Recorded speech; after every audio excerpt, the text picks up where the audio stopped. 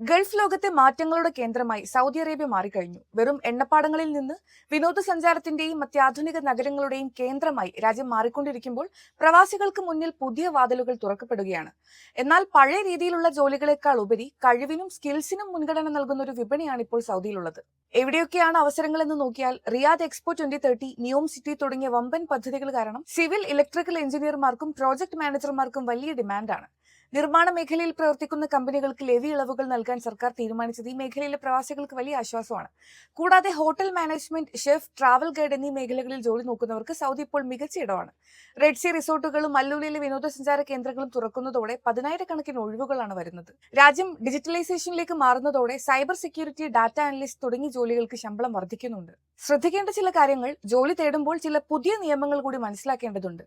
Engineering, procurement തുടങ്ങിയ മേഖലകളിൽ Saudi പൗരന്മാർക്കായി നിശ്ചിത ശതമാനം ജോലികൾ മാറ്റിവെച്ചിട്ടുണ്ട്. അതുകൊണ്ട് സ്പെഷ്യലൈസ്ഡ് സ്കില്ലുള്ളവർക്ക് മാത്രമേ ഈ മേഖലകളിൽ ഇനി എളുപ്പത്തിൽ പിടിച്ചു നിൽക്കാൻ കഴിയൂ. മറ്റൊരു കാര്യം, കുടുംബത്തോടൊപ്പം താമസിക്കുന്നവർക്ക് ജോലി ചെയ്യാൻ അനുവാദം നൽകുന്ന പുതിയ മാറ്റങ്ങൾ പ്രവാസി കുടുംബങ്ങൾക്ക് വലിയൊരു വരുമാന മാർഗമായി മാറും. ഇന്നത്തെ സൗദിയിൽ വെറും ഡിഗ്രി മാത്രം പോരാ. പ്ലംബിംഗ്, ഇലക്ട്രീഷ്യൻ പോലുള്ള ജോലികൾക്ക് സർക്കാർ നടത്തുന്ന സ്കിൽ വെരിഫിക്കേഷൻ ടെസ്റ്റ് പാസ്സാകണം. ഇംഗ്ലീഷ് ഭാഷാ പരിജ്ഞാനവും അത്യാവശ്യമാണ്. സൗദിയിലെ തൊഴിൽ വിപണി വികസിക്കുകയാണ്. അത് കൂടുതൽ പ്രൊഫഷണലായി മാറിക്കൊണ്ടിരിക്കുകയാണ്.